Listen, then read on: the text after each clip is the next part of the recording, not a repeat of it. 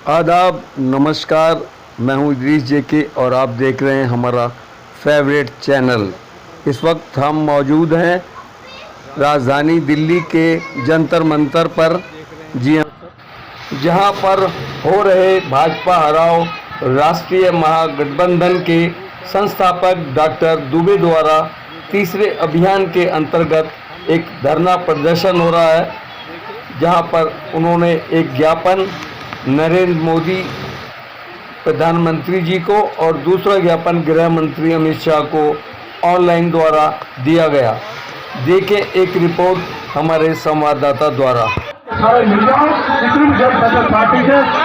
इसी के संबंध में क्या हो रहा है ये आप सबों के सामने में है, तो आप निवेदन करूंगा कि अपने विचारों से अवगत करें। जहाँ भी महिलाओं के साथ पिछड़े वर्ग के मौके पर और एक क्लास के बच्चे इंटर क्लास में एडमिशन ले, उनकी रोजगार मिलेगी। भाई बदतमीजी कर रहे हैं आज भोरे फिर समझ में साथियों भी उठाने का जमाना आ गया। और मंदिर मस्जिद गुट की इस दौर में जीना है तो कोहराम मचा आने वाली है। कई बर्बादियों के मशवरे हैं आसमानों में। जय भारत जय संविधान।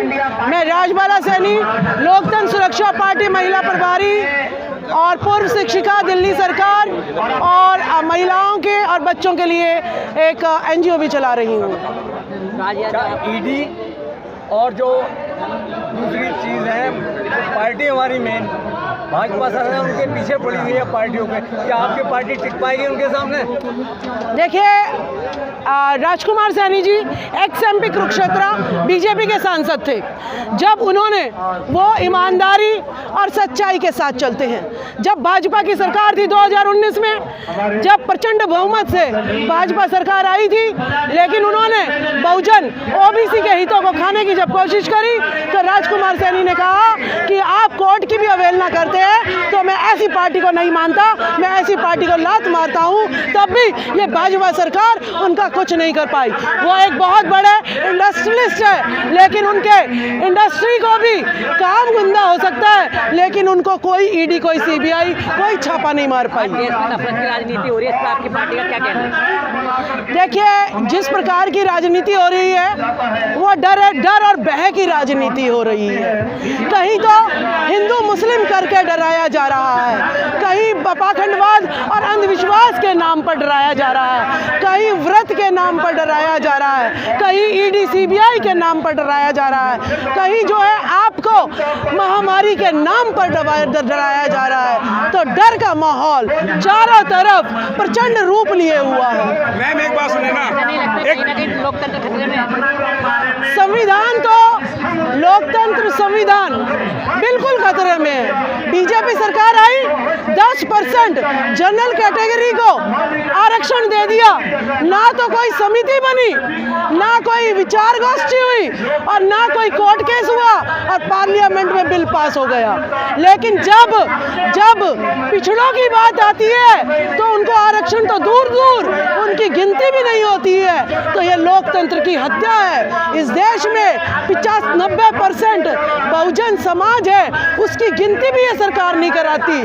तो ये लोकतंत्र की हत्या है। देश में महंगाई, शिक्षा, इससे बहुत सारी चीजें हो रही हैं, इस पर आपका क्या कहना है? देखिए, जो न्यू एजुकेशन पॉलिसी 2020 आई है वो इस देश की शिक्षा को मारने के लिए, हत्या करने के लिए आई है। इस देश में शिक्षा के नाम पर भी पाखंड फैलाया जा रहा है। अगर मैं आपको एग्जाम्पल दूं तो चौधरी ब्रह्म प्रकाश हॉस्पिटल में रात को हॉस्टल में 40 पढ़ाई जा रही है। जेएनयू का अगर उदाहरण दूं तो जो प्रेग्नेंट लेडी है, कहते हैं कि गर्भ में ही उसको रामचरितमानस पढ़ानी चाहिए ताकि संस्कारी बच्चा पैदा हो। तो इस देश की शिक्षा, अखंडता, सब कुछ दांव पे लगी हुई है। अभी एक बयान आया है कि राष्ट्रपति जी ने कहा है कि रामचरितमानस स्कूलों में पढ़ाई जानी चाहिए। ये हत्या है हमारी। आज देश का निजीकरण हो रहा है, बहुत सारी संपत्तियां बेची जा रही है, क्या मानना है आपका?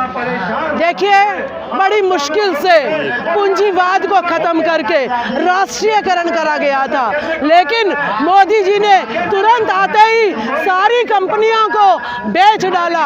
अंबानी, अडानी, टाटा, बिरला, बस वही उनकी जनता है। जैसा आप कह रहे हैं ना, वो राम मंदिर बना रहा है, हिंदुओं के लिए बहुत कुछ कर रहे हैं।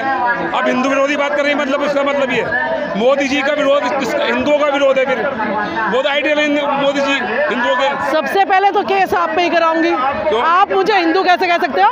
प्रूव करो ना हिंदू। मैं मैथ्स की टीचर हूँ, प्रूव करने की हिम्मत हो तो मान लूंगी। अगर किसी बात को प्रूव नहीं कर सकते तो आप पे केस करूंगी। आपने मुझे हिंदू क्या कहते दिया? वो कह रहे हैं हिंदू विरोधी, फिर आप बात कर रही है, मतलब ही करें ना होना चाहिए। और जितने भी हमारे स्वतंत्र एजेंसियां हैं, ईडी हो, चाहे सीबीआई हो, चाहे रॉ हो, चाहे इलेक्शन कमीशन हो, चाहे महिला आयोग हो, चाहे ह्यूमन राइट्स कमीशन हो, उनको स्वतंत्र रूप से काम करना चाहिए। लेकिन आज सत्ता पर उनको जेब में अपनी चीज रखती है। आज न्यायपालिका भी इनके जेब की चीज है, इनको बंद लिफाफे भेजे जाते हैं, इनको दबाव दिया जाता है। ये शुक्र है कि हमारा CJI, chief justice of India, ईमानदार है और उन्होंने मुंहतोड़ जवाब दिया है। तो आज इनकम टैक्स इन सबको डरा करके हमारे नौजवानों को, हमारे छोटे मंझोले भाइयों को डरा करके ये जेल में भरना चाहते, भर दें। आज दुआ भी को जेल में भर दें, जो हो सकता भर दें। आपकी आवाज जाएगी, भर देंगे, कोई फर्क नहीं पड़ता। मैंने कहा है DG को, जैन साहब को जेल में फोन कर दिया, मैंने ये रूल तैयार रखो, मुझे भी बुलाने वाला। तो इस तरह की आवाज जो मौलिक अधिकार, जो अपनी आवाज को देना चाहता है, जो एक आजादी का आर्टिकल 19 और 21 का ये जो अवहेलना करते हैं, क्या ये संवैधानिक काम कर रहे हैं? हमने कहा देश का प्रधानमंत्री, कैबिनेट मिनिस्टर, चीफ मिनिस्टर चुनाव का प्रचार नहीं करना चाहिए। जनता अब धीरे धीरे जाग गई है, सोई हुई अवस्था में थी, जागने लगी है। और हम मानसिक गुलामी, 1500 सालों से हम गुलाम रहे, कभी राजाओं का, कभी मुगलों का, कभी अंग्रेजों का। अब अंग्रेजों के ही कुछ जो बच्चे खच्चे हैं उनके हम गुलाम हैं, मानसिक गुलाम हैं। उसे निकलने में थोड़ा सा वक्त लग रहा है। तो उसके लिए हमारे जो मीडिया भाई हैं, हमारी सोशल मीडिया है, हमारे जो बुद्धिजीवी हैं, हमारे जो वकील हैं, हाई कोर्ट, सुप्रीम कोर्ट के लोग हैं, अब जाग गए हैं। और इसको हम लोग हर दिन प्रतिदिन भारत के तमाम हिस्सों में कार्यक्रम करते हुए आगे बढ़ रहे हैं। और ये आने वाले दिन में हम चाहते हैं कि कोई भी सरकार 272 से नीचे हो।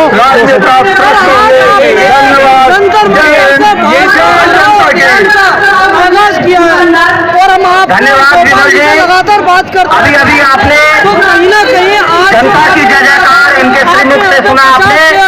बात जब अधिकारों की होती है, लोग अपने अपने अधिकार जो है सफल होता और प्रयासी विफल होता। न सफलता पर अफसोस है, न सफलता पर खुशी है, न विफलता पर अफसोस है, बल्कि प्रयास मेरा सामाजिक धार्मिक कर्तव्य है, वो हम कर रहे हैं।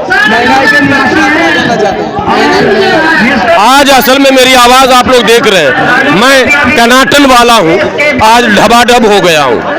तो मैं चाहता हूँ कि महंगाई, बेरोजगारी, गरीबी, मुफलिसी और मॉब लिंचिंग, ये सारे मुद्दे हैं।